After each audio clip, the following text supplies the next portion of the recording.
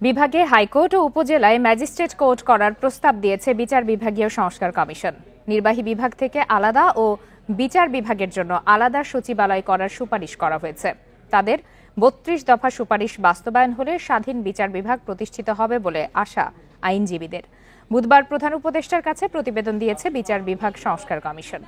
এ বিষয়ে আলোচনার জন্য এই মুহূর্তে ধানমন্ডি থেকে আমাদের সঙ্গে যোগ দিয়েছেন সুপ্রিম কোর্টের আইনজীবী অ্যাডভোকেট মঞ্জিল মোরশেদ। অ্যাডভোকেট মঞ্জিল মোরশেদ, আপনাকে স্বাগত জানাচ্ছি ইন্ডিপেন্ডেন্ট টেলিভিশনে। আপনার কাছে শুরুতে একটু জানতে চাই যে বিচার বিভাগ সংস্কারের জন্য যে সুপারিশগুলো দেওয়া হয়েছে সেগুলো কি আদৌ বাস্তবায়ন করা সম্ভব কিনা? আপনাকে দেখুন, বিচার বিভাগের সংস্কারের ব্যাপারে আপনারা যে কয়েকটি কথা টেলিভিশনে প্রচার করছেন এগুলো তো আমি মনে করি অপ্রাসঙ্গিক, এবং কিছু কিছু কথা আছে যেগুলো আদালত অবমাননার শামিল। আপনি বলছেন যে হাইকোর্টকে স্থায়ী বেঞ্চ যে ডিভিশনাল ইয়েতে দিবেন, এটার ব্যাপারে তো সুপ্রিম কোর্টের জাজমেন্ট হয়ে গেছে, দীর্ঘ আইনি লড়াই হয়েছে, সেখানে এস্টাবলিশড হয়েছে যে স্থায়ী বেঞ্চ ঢাকার বাইরে যাবে না। অস্থায়ী বেঞ্চ গঠন করার জন্য সাংবিধানিক ব্যবস্থা আছে, সেটা করা যায়, যে কোনো সময় করা যায়।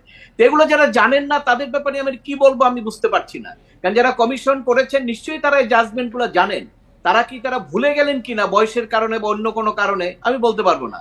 বা আইনজীবী হিসেবে যদি কেউ বলেন তাকেও আমি বলবো যে সে 8th অ্যামেন্ডমেন্টের জাজমেন্ট পড়েননি বা সেটা জানেন না যে আমাদের সাংবিধানিক ডেভেলপমেন্টটা কি, ইন্ডিপেন্ডেন্স অফ জুডিশিয়ারির জন্য এই রায়টা হয়েছিল। এইটার ব্যতিক্রম করে কেউ কিছু করার কোনো স্কোপ বাংলাদেশে নাই।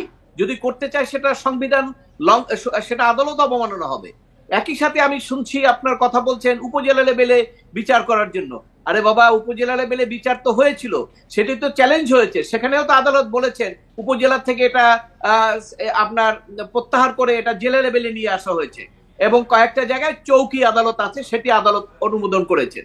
এই যে আপনার আলোচনাগুলো হচ্ছে, সংস্কারগুলো হচ্ছে, এগুলো আমার কাছে মনে হয় একদম এটার কোনো গুরুত্ব নাই। কারণ যেটা করা যাবে না সেই সংস্কারের আলাপ, সেগুলো নিয়ে আলোচনা, এগুলো আমি মনে করি বৃথা ফল এগুলা। আর এর বাইরে যদি বলেন কিছু কিছু জিনিস যেটা বলা হয়েছে বিচার বিভাগের, যেটা আপনার প্রধান উপদেষ্টার যে পক্ষে যিনি বক্তব্য রাখেন তিনি যেটা বললেন বিচার বিভাগের পূর্ণ স্বাধীনতার জন্য। আরে বাবা, বিচার বিভাগের পূর্ণ স্বাধীনতার জন্য তো আইনজীবীরা বহুদিন থেকে আন্দোলন করছেন। এটা তো ম্যাটার অফ 1 পেজের ব্যাপার, 350 পেজের দরকার হয় না। এক পাতার কর্মসূচিতে হইলে বিচার বিভাগের স্বাধীনতা নিশ্চিত করা যায়।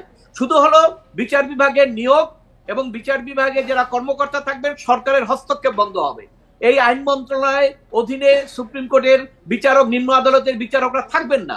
অ্যাটর্নি সার্ভিস হবে একটা পলিটিক্যাল ওয়েতে না, এটা যোগ্য লোকের মাধ্যমে নির্বাচিত হবে অ্যাটর্নি সার্ভিস আইনটা। এটা আপনি সুপারিশ কেন করেন? আপনি তো বিচারক নিয়োগের ক্ষেত্রে আইনটা করে ফেলেন অর্ডিন্যান্স করে। সেক্ষেত্রে কি সংস্কার করতে গিয়ে নতুন জটিলতা দেখা দিতে পারে? আপনার কথা শুনে তো সেরকমটি আজ করা যাচ্ছে।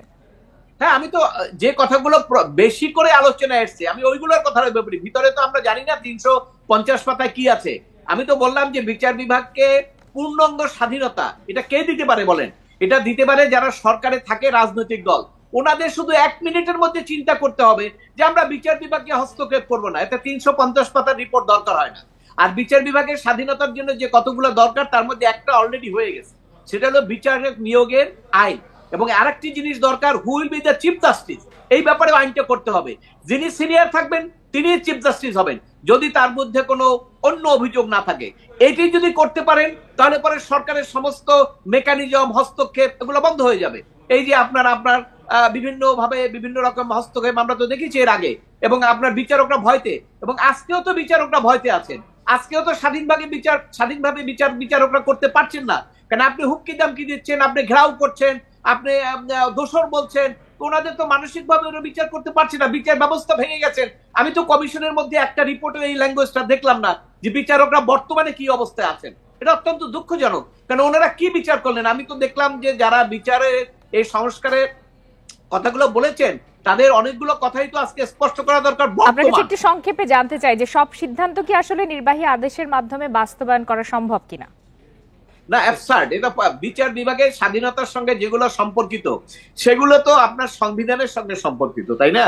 এই যে আপনি বললেন যে বিভাগে নিবেন, উপজেলায় আদালতে নিবেন, এগুলো সংবিধান সংশোধন ছাড়া হবে না। কাজে এখানে এই আলোচনাগুলো খুব প্রাসঙ্গিক না, কেন এগুলো জাস্ট পেপার ওয়ার্কস, এবং এগুলো নিয়ে একটা আলোচনা হবে।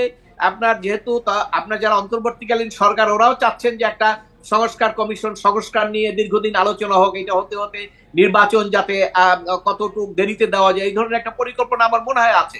কারণ এটা এত সংস্কারের এত কিছু বিষয়ের মধ্যে কিভাবে এত জটিলতা কেন করা যাবে? এই যে আজকে আপনার অ্যাডমিনিস্ট্রেটিভ সংস্কারের যে প্রস্তাব দিল, আমি দেখলাম, আপনি দেখেছেন আজকে পত্রিকা হেডিং হয়েছে, এটা তো প্রশাসনের মধ্যে আগুন লাগানোর মতো অবস্থা হয়ে যাবে। এটা তো সরকারকে আরো বিব্রত করবে। আপনার বক্তব্য আমাদের কাছে পরিষ্কার। আপনাকে অনেক ধন্যবাদ আপনার মূল্যবান বিশ্লেষণের জন্য।